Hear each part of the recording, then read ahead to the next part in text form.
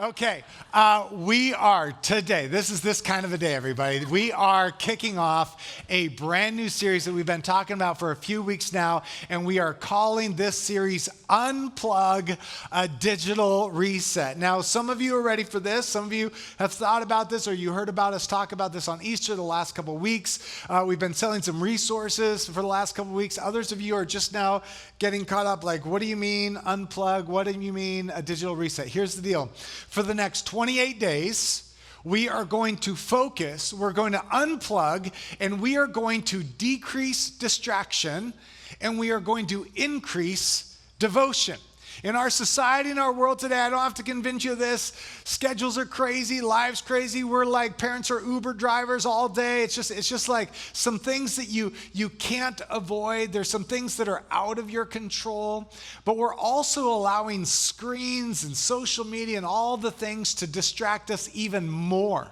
And unfortunately, with a lot of life, we can't hit the pause button. We can't just go, okay, everything's going to stop for a while I reset. Unfortunately, life goes on, but we can slow down and choose to do kind of a digital reset so that we're not distracted from what really matters most. And oftentimes, unfortunately, we add to the chaos of life by our distraction or with our distraction. And sometimes we use the distraction as a deviation to kind of detach from life.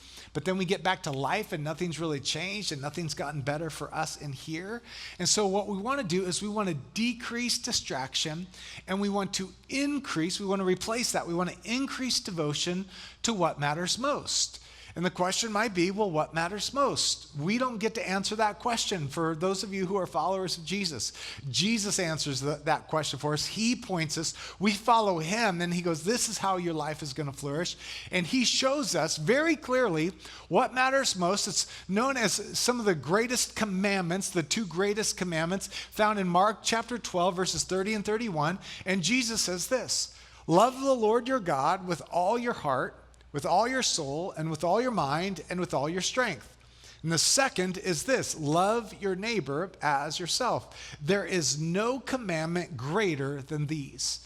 So to summarize, you're saying, what matters most? Love God, love people.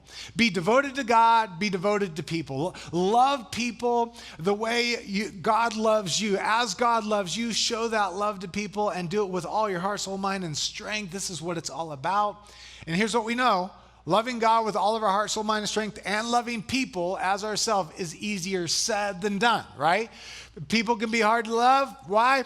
Because they're people, right? Like they have political views and they have choices and they make decisions and it can be contrary sometimes, and we're difficult and they're difficult. It can be hard. And so sometimes we distract ourselves from loving people by just kind of consuming distracting things like digital screens, like social media. God can be easy to love or sometimes hard to love because we just are like, I'd rather just I'm thankful that God saved me, but I don't want to pay too much attention to him because that means he's paying attention to me. In fact, I saw someone wearing a shirt the other day. It was like, Jesus is watching or something like that. That paints Jesus in a picture of like the gotcha God, like he's out to get us. That's not God at all, but sometimes we're just like, I'd rather be distracted. And sometimes when we're consuming these other things, sometimes those things can consume us. And when it comes to digital media, social media, screens, just detachment away from things, sometimes we're consuming anger, we're consuming jealousy, we're consuming comparison, we're consuming lust, and sometimes, and many times, those things that we're consuming begin to consume us.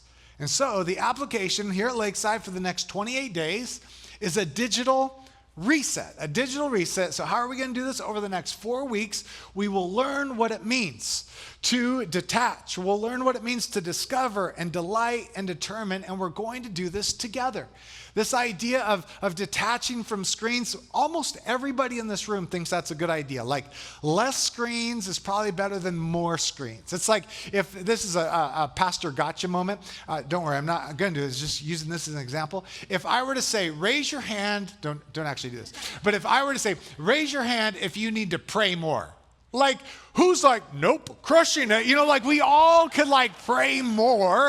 And that's like this guilt type thing. Like, come up to the front if you need to pray more. Like, you're putting me in a bind here. Most of us would say like, I could have less screen time. That would probably be a good thing. If we all know that we should, why don't we do it? Usually because we need some help, because we're just not thinking about it enough, not changing our patterns of behavior. And we just don't do it. But what happens when we do it together is there's something about people around us in agreement together going, okay, we got this. We're going to do this together. In fact, here at Lakeside, we're doing this all ages. Kids are talking about it, and Lakeside kids, they're going to get some conversation starters with the parents about being less distracted and more devoted. Our high schoolers this past week at HSM's already started this idea of a digital reset, and they're already engaging in these conversations. We want to do this together. And if you're here and you'd say, Brian, I'm not really part of Lakeside, or maybe you would say, Brian, I'm not even really following Jesus. I'm still on kind of like Jesus curious. Everybody's invited. You're invited. We're all in this together because screens are kind of a problem for everybody. But before we get started into the message today, I want to give you kind of two things, okay? Two things. The first is a confession. The second is a disclaimer, okay? We're going to start with a confession. Every once in a while, we go into a series where I have to do some pastoral confessions from the stage, okay? Yes, I'm kind of teaching and preaching through this series, but I want to confess to you that I should be learning more than I should be teaching. In other words, I got problems. I got screen problems. I got this fixation on like I am. Just ask my kids. They're like, Dad, teenagers don't need this. Adults do. You do, right? Like, and it's true. I find myself always on a screen. In fact, maybe some of you have done this. Like maybe you have a scale in your bathroom and you don't even want to go there. You don't even want to look at it. You don't want I don't even want to know. That's me. And the little app thing on your phone that tells you how much screen time you've been on, like your phone. Like I couldn't even tell you what app that is. I don't want to know. I'm always on a screen, and I have felt this in my life. And I've wanted to do something different in my life. I can see how distractions is not what God intended. And yet here I am. And so I was like, hey, I have some friends at Lakeside. Let's do this together. But I'm in this with you.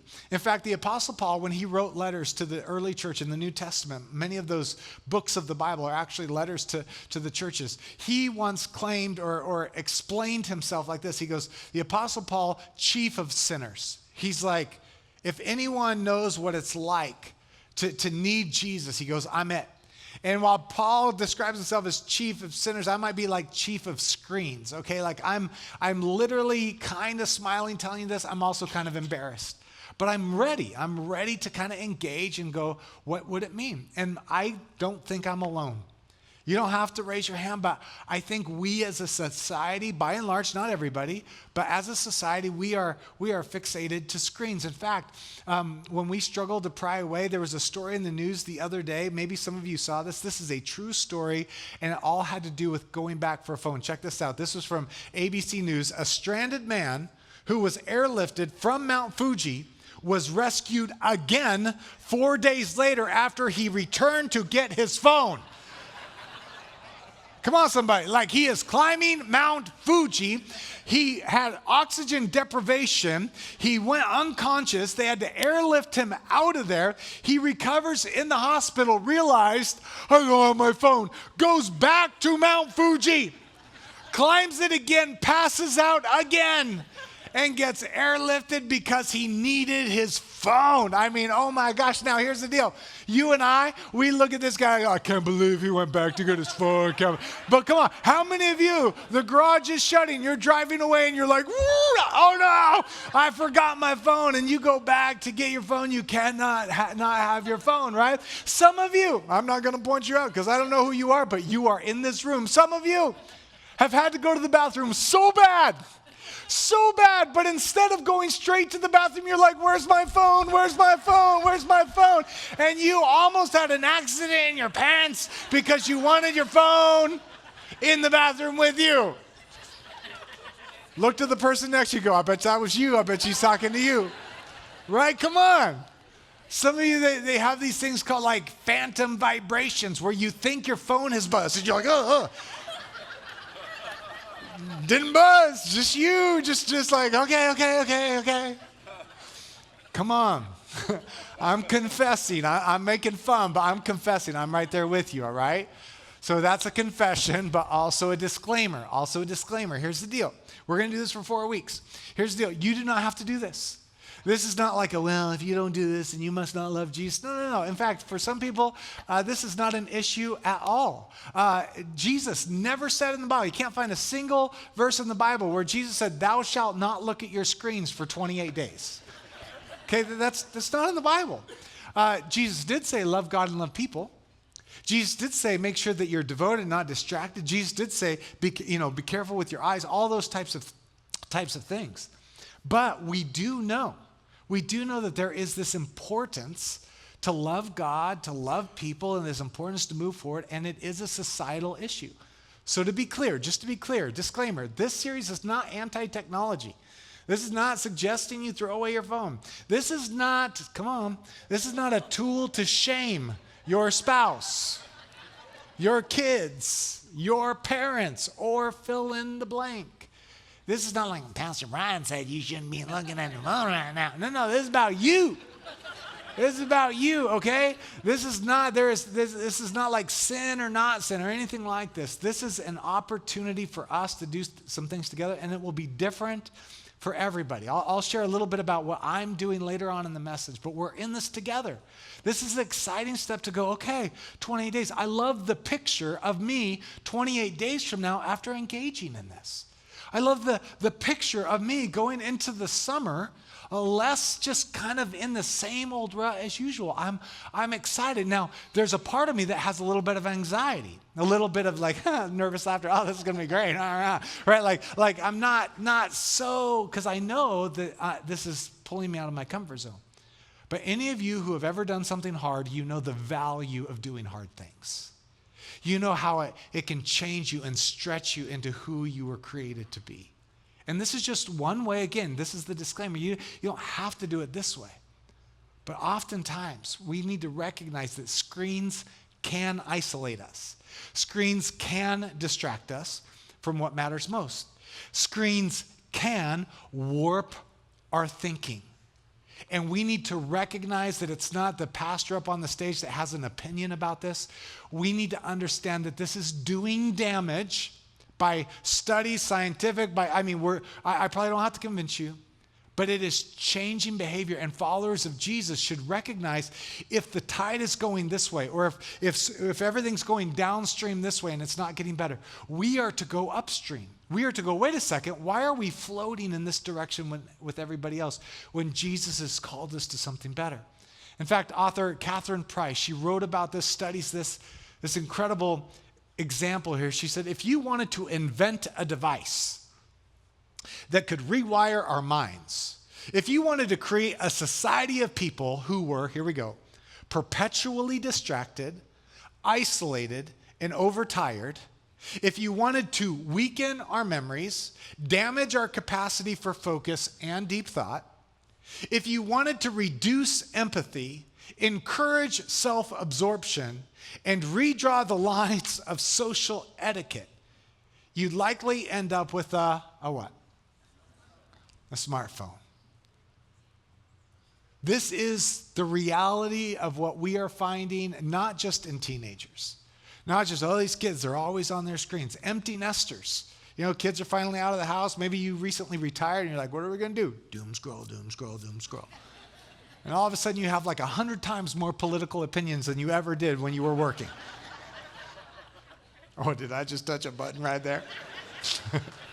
It's just true. It's all of us. Come on. I'm just saying, yes, kids want phones as early as possible, but like we age into just like more time to just kind of find time to do things that actually distract us from what matters most. And at some point, we need to slow down and ask ourselves, are we living out the life that Jesus invited us into? And perhaps there's a better way forward. In fact, I want to take Catherine Price's list. I want to put it all on the screen. Social media and digital distraction or screen distraction, it rewires our minds. It perpetually distracts, isolates, and overtires. It weakens our memories. It damages our capacity for focus and deep thought. It reduces empathy. That right there, if you're like, what is Jesus and screens? What does this have to do with following Jesus? If it reduces empathy, followers of Jesus should open their eyes. It encourages self-absorption. Jesus said, I didn't come to be served, but to serve, to lay down my life. It redraws the line of social etiquette. People are saying stuff online that they would never say in person. Or even worse, they're getting so callous by saying it online that they are beginning to say it in person. And this is not the way of Jesus. And we don't need studies and scientific data to prove it, but we can. Just a few of these stats out there show signs like this. Let's go to this. As social media use rises, levels of anxiety, depression, anger, and shame soar right along with it. These are not the things of God. But as use increases, so do these outcomes. We curate our news apps. We listen to talking voices. We just fill our mind with all these different things. There's bullying online. There's comparison, not just when you're a kid. All of a sudden, we're not content with what we have because we're constantly seeing the bigger and the better. And that little greed, that little need, that engine begins to burn, and you begin to make life decisions that are contrary to the ways of God. Lust, envy, jealousy, all happens as we live distracted. Just a couple examples. I want to show you a couple graphs. You probably won't be able to see these. We'll put them up on the big screen. You still probably won't be able to see them, but I just want to show you the share of U.S. teens who only meet up with friends once a month or less has rocketed in the last decade, tracking worsening mental health. And this all happens on this right side. This is the smartphone era. As smartphones came available, you see this just absolutely skyrocket. Does not feel good to be alive. Rarely meet up with friends. It coincides with this distraction. On this graph right here, indicators of poor mental health among U.S. girls and young women. And you see this again. This is the social media. This is the smartphone era. And I don't know if you can tell or not, but this data ends at 2018. In other words, this is pre-COVID, and we all know what has happened since then. If this graph continued off the screen, we'd be up here. This is just reality. Now, here's the deal. Is everything on a smartphone bad? Is all media bad? Is it evil? Is this like a little evil demon that's following after us? No, of course not. There's some great stuff on social media. Our church has social media. We use social media. It's fine until it's not. In fact, I love the fact that I have a secret Twitter account that is only about Seattle Seahawks football. Let's go. And I get to be a homer, and I get to follow all my, and don't have to distract none of you, right? Like, oh, Pastor Brian's doing his thing again, right? Like, it's just mine. It's great until it's not, right? Until it distracts me too much time. But it's not that you're looking, it's not that I'm claiming or that I'm insinuating that anytime people are on social media that they're looking at evil, bad things. Not at all. But the time that you look even at fine, good, amoral things, meaning it's not good or bad, it's just time, the time that you spend can be a distraction. Look at the average times of people on their screens. Average American daily screen time is 7 hours and 4 minutes. Gen Z averages around 9 hours of screen time per day. This is not work or school related. This is other. And again, you might go, what? And I kind of go, what? But guess what? I don't want to find out. I don't want to look at my screen time because I'm like, it's probably those other people, right? But if we're distracted away from loving God and loving people, from being devoted in, maybe we can do something about it. But it is affecting us. It is affecting Gen Z. In fact, I was a youth pastor for over 10 years. And let me tell you, friends, it is different. Student ministry is different today than it was back in 2000 through 2010, 2015. That era of student ministry was so different because students actually wanted to be in a place. They actually wanted to go where stuff was going on, stuff was happening. But now they're like, oh, I could go there, but I'll just live in this world. Maybe you've gone on vacation with your kids and you're like, let's go. And they're like, I'll just stay here. and they stay in this world. And it's not just students. But I'm here to tell you, we want to invite people to see people the way God invites us to see people, and to be devoted to God the way God knows that we will flourish. So to summarize, what we look at matters. What we think about matters. And how long we're distracted matters. And again, distraction isn't a sin. Track with me here. Distraction is not a sin, but distraction can be damaging. Come on. Right? It can be damaging when what you're distracted to keeps you from what matters most. We can't shrug this off. I kind of came to this point in my own life and in our church and what we're seeing in society. A verdict demands a response. And followers of Jesus are supposed to care about this. We're supposed to care about anxiety and depression and envy. And we're supposed to not go, well, this is just the world we live in. No, we are the ones that are supposed to go, there's a better way. We're supposed to resist. We're not supposed to just go with the flow of whatever society's doing. That's what we do, and that's what's popular. We're actually supposed to go, whoa. What does Jesus have to say about whatever's going on in society? We're actually supposed to change. We're actually supposed to become a new creation where we think differently than what we used to. As we turn to Jesus, we have new desires and new passions and new thoughts, but we still need that newness as we grow day by day. We never stop growing. Romans chapter 12, verse 2 puts it very clearly. The Apostle Paul writes to the church in Rome and says, do not conform to the pattern of this world, but be transformed by the renewing of your mind. Then you will be able to test and approve what God's will is, his good, pleasing, and perfect will. He says, don't conform to the pattern of this world. You may, before following Jesus, or even as following Jesus, and you hadn't figured this out yet, now everything that happens in this world, whatever people go, this is fine, this is okay, this is not a big deal, everyone's doing it. Now we go, oh, that's a pattern, that's what everyone's doing. But now we don't conform to those things.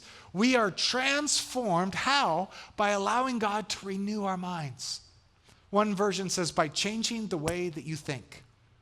And we cannot have our minds renewed, we cannot change the way we think if we are distracted into a different voice from society that is giving us all of these things, that is causing depression, anxiety, shame, anger to rise.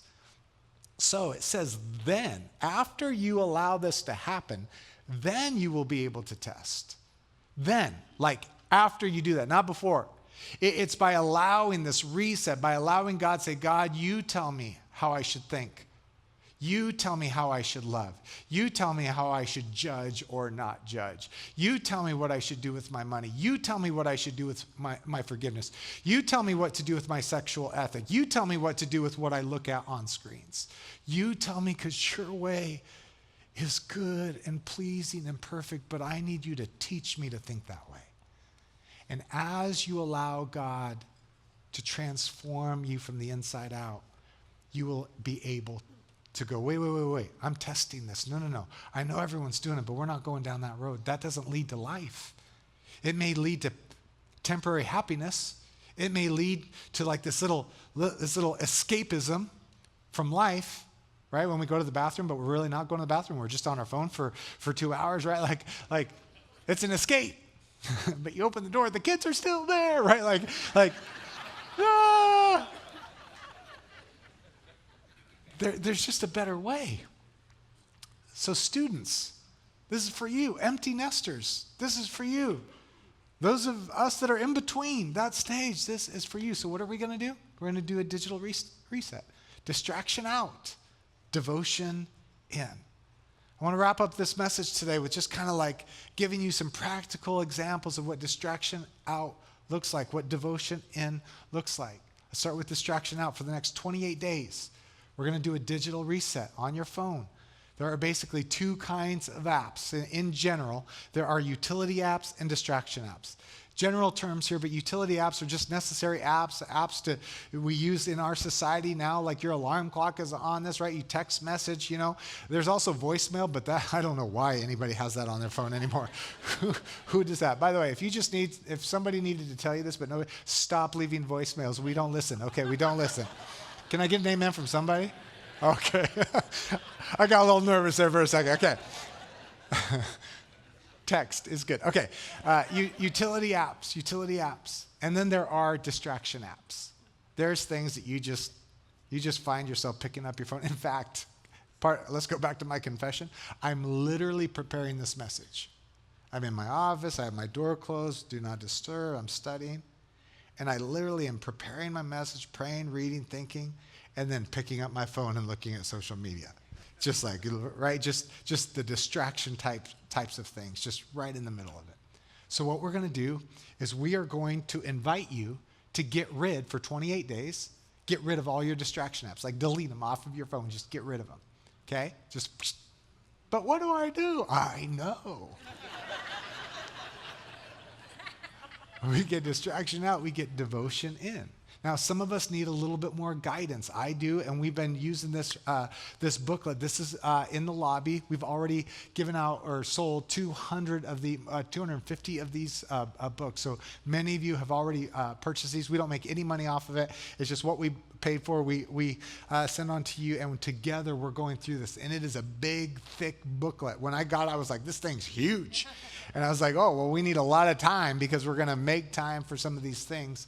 I'm also doing a Tuesday night group that I think might be sold out. We might be at capacity for space, but a lot of you have done that. But Psalm 119, look at what it says. It says, turn my eyes from looking at worthless things and give me life in your ways. There is a way to live that is better than what we're finding out through society and what technology is bringing to us. But not just turn from, it's turn to this life. It's distraction out that leads to devotion in. If all you do is delete apps and, detox and just kind of and there's nothing supplying life into you, then you will be at a loss. You will just go clamoring back for at least the momentary fixes. We need to devote in. We need to lean into the good. Again, the Apostle Paul wrote to the church in Philippi in Philippians chapter 4, verse 8. Finally, brothers and sisters, whatever is true, whatever is noble, whatever is right, whatever is pure, whatever is lovely, whatever is admirable, if anything is excellent or praiseworthy, think about such things. Fill your life with goodness. Fill your life with whatever your eyes see that is true, noble, right, pure, lovely, and admirable. Spend time having conversations around what is true, noble, right, pure, lovely. Your favorite news station, your social media, there's a good chance that a lot of it doesn't lead you in this direction. And again, not all of it's bad, but just to do a reset, to just go, you know what, I'm taking a break. And then we fill our mind with. And the question is, what could you add into your schedule? What could you start doing? Date nights, or maybe listening to worship music instead of radio or whatever you listen to on your way to work. Maybe read a book. Maybe honestly, like this could be a body, soul, spirit type reset. You say, in 28 days, I'm going to lose 5 pounds. I'm going to exercise instead of just sitting on the couch. Honestly, I was running through this message on Thursday with 5 people in this room, just kind of going over this message, and I said this, and their eyes got big and they laughed at me, so maybe you will too. But I have this idea, don't hold me to this, okay, don't hold me to this, but I'm trying to think about this for my own life. What am I going to do with the extra time on my hand? And I thought, what if for 28 days, starting tomorrow, what if I spent 1 hour every day learning to play the harmonica? That'd be so cool. It's so cool. And I've always wanted to learn to play the harmonica, but I'm left-handed, and you turn that thing upside down. What do you do? I don't know. It's confusing. But I could give time to it. And my kids would love it as I just play the harmonica. How do you do it? I don't know, but it's so cool. Those guitar players, they got the neck thing. It seems so easy. I don't know. But come on, just lean in to devotion in, spending time on what matters most. Maybe the harmonica doesn't matter much to you at all. But maybe there's a thing. But you see, the Apostle Paul continues in verse 9. He says this, whatever you've learned or received or heard from me or seen in me, put it into practice, and the God of peace will be with you. Learned, received, heard, seen. Learned, received, heard, seen. In other words, he's saying, don't let it go in one ear, out the other. Actually practice this. Put it into action. And when we do, when we put these, whatever is pure, whatever is noble, whatever is admirable, all these things, and the God of peace will be with you. God's peace, God's shalom, a type of flourishing that you were designed to have, but sin and brokenness tear us away from. And we are restored into a life that may not be up and to the right, may not be from the mountaintop. You might be in the valley. But I'm telling you, God will meet you there. And you will experience a type of peace as we lean in and allow God to transform the way that we think. And peace can replace anxiety. And goodness can replace depression. And he will give you a perspective that you were unable to have because all you could see was one thing. Let's go back to those two statistics of hours. 7 hours and 4 minutes, the 9 hours. Imagine that time repurposed. Imagine, again, that might not be you. You might be this small, but what if you just leaned in and said, God, I want to love you. I want to love others more and more over these next 28 days. So I want to help you, again, wrap your mind around what this may look like. I'm going to show you in just a moment my list. It's just mine. This is not for you. But I do encourage you to sit down, to think about this. My wife and I, we went to Moonraker out in Cameron Park, and we had coffee together on Friday morning, and we just kind of talked this out. And then this is my list, but to just kind of help you. Here is my distraction out list. I'm going to delete social media apps. No unnecessary computer time outside of work. This is probably my worst one, is I get home and I open the laptop, not necessarily to work. I'm not going to do that. No media or screens in bed. TV together is okay, but no secondary screens while watching.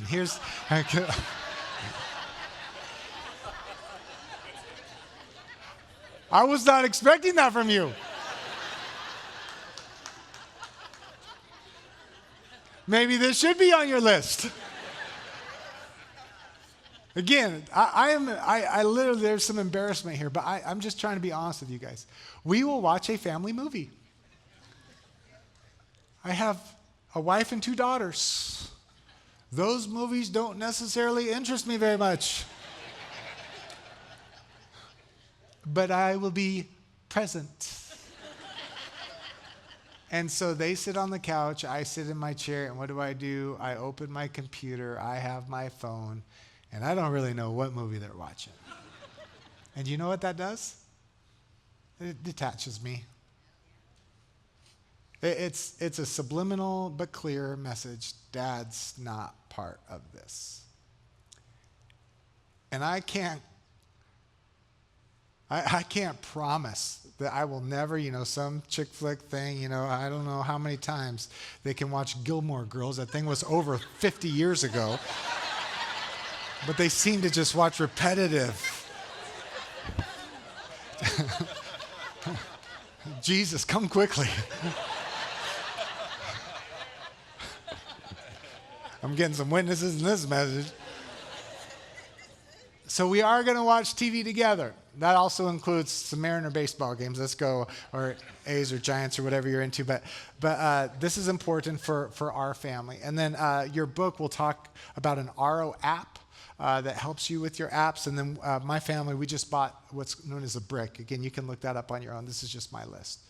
Here's my devotion endless. We're going to wrap up the message. I started a Tuesday group with that study guide. I think we were going to do 25 people. Now there's 60 and there's no more room in the room. But I was like, I want to be in a group. I want to talk about this. And then apparently some of you did as well. I'm going to read 10 to 20 pages a day, again, of non-work, non-study. And I'm kind of hoping to read 2 books over these next 28 days. When I'm bored, and I will be, I'm going to go outside. It's great weather right now. I'm going to go outside. I'm going to just get that vitamin D. Extra date nights with Jen and the girls. Come on, it's great. And extra hang time with friends. Like this is fantastic. Let's do fire pits. Let's spend time together. It's devotion to God and people rather than I'm just gonna tap out. I want to give you some book ideas just very quickly, 4 books that I've read that have made a difference in my life, okay? You might want to take a screenshot of this. If you're interested, again, you might have your own books. That's great. But The Common Rule by Justin Whitmell Early, this is a great book about busy schedules and how does this work and how do I lead my family or my own life. And it's overlapping biblical Jesus principles into that stuff that you can't control, like schedules and kids and all these different types of things. Some of you have already read this, John Mark Comer's book, The Ruthless Elimination of Hurry. Fantastic book. Again, going into the summer, having these kind of in you would be phenomenal. And then 2 more books specifically for men, because unfortunately men are not known to be readers, and I would love for you to lean into this a little bit. 2 books. John Tyson wrote this book, Fighting Shadows, along with Jefferson Bethke. I'm a big fan. Overcoming 7 lies that keep men from becoming fully alive, 7 vices that we tend to always have to wrestle with. Time to overcome some of these things. And this is a great book. This is not a Christian book, but it's phenomenal. The Comfort Crisis. Embrace discomfort to reclaim your wild, happy, healthy self. It's really a book about doing hard things and liking it, you know? And I gotta say, like, there's something about just ditching the easy road and engaging life in some things that matter. So again, this is just, you might have your own list. I'm just trying to be helpful. Okay, I wanna invite the band to come on up. I wanna connect all these dots together. Some of you, you might want to use 28 days. Yes, it's a digital reset, but you might want to go, you know what? Body, soul, and spirit, it's all connected. And so maybe you want to take 28 days. I'm doing some things with exercise. I'm doing some things like no alcohol at home. I'm doing some personal things during these 28 days that I've wanted to do, but I just haven't done. I'm just using it as a reset because I believe God made us body, soul, and spirit. And when one of those 3 legs is not doing well, when your body's not doing well, your soul and your spirit will feel it. When your soul, your mind, your will, and emotions is not doing well, your spirit, your body will feel it, right? So maybe you want to do that, but here's the deal. I wrap up with this last thing. Please understand, at the end of the day, this is about pursuit, not perfection. This is about going, okay, whoa, I don't know. But it's about, I want to go in the way of Jesus. I want to go this way and not that way. Will I ace every single one of the things on my list? I don't know. Ask me in 28 days. I'll tell you though. I will tell, I will not hold back. If I fall, if I stumble. But the way I see it is we stumble this direction. Come on, somebody. We move this way, not this way. And even if you stumble, and even if you're like, oh, this is harder than I thought, the reality is you might have some anxiety and some depression by detoxing. Just like alcohol or drugs, there is a detox reaction that's not bad. It's not bad depression. It's not bad anxiety. It's just that you have let go of some things that you were very comfortable with, and now you got to wrestle with that. But that's actually good. Let God be with you through your wrestle. Because it's distraction out, it's devotion in. 28 days, let's do it together. Distraction out, devotion in. Amen, somebody? Amen. Okay. All right, we're going to sing this final song. We kind of slowed down the worship set list this week to just kind of kick off this series. There's this old song. In fact, Jameson did not even know this song at all. And I was like, how do you not know this song, Jameson? It was written back, we actually looked it up because we were making fun of Jameson a little bit. It was written back in the 1920s. And he goes, I wasn't even alive. I'm like, we weren't alive. What are you talking about? It's a beautiful song. And if you have a little bit of church experience, there's a chance that you have heard this. But Jameson had church experience, never heard this, didn't know it. But it's this song, Turn Your Eyes Upon Jesus. So I want to invite you to stay seated. I want to invite you to maybe just take a deep breath. And you can sing along. This isn't a show. This isn't for them to perform. But I want you to let these words be your own prayer and your own commitment. And then after this song, I'll come up. We'll dismiss. We have a great party on the patio. We'll give you all that information. But right now, let's just breathe. Let's worship. Let's respond.